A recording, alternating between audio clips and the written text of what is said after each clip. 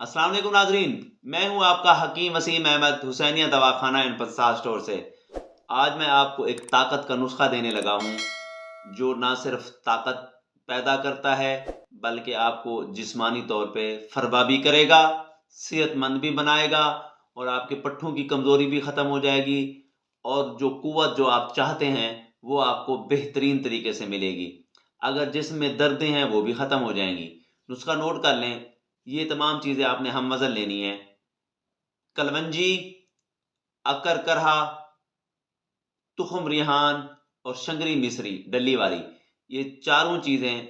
इसमें से जो तुखम रिहान है वो आपने नहीं पीसना, बाकी तमाम चीज़ें आपने पीस के पाउडर कर लें और तुखम रिहान सालिम डाल दें। 1 चम्मच सुबह शाम निहार मुँह नीम गर्म दूध के साथ खाना शुरू कर दें। 40 दिन तक आप खाएं तो इंशाअल्लाह आपको किसी भी किस्म की कमज़ोरी का सामना नहीं करना पड़ेगा। मज़ीद मालूमात के लिए राब्ता कर सकते हैं हुसैनिया दवाखाना एंड पंसार स्टोर, मेन बाज़ार, डंबर वाला, शुमारी।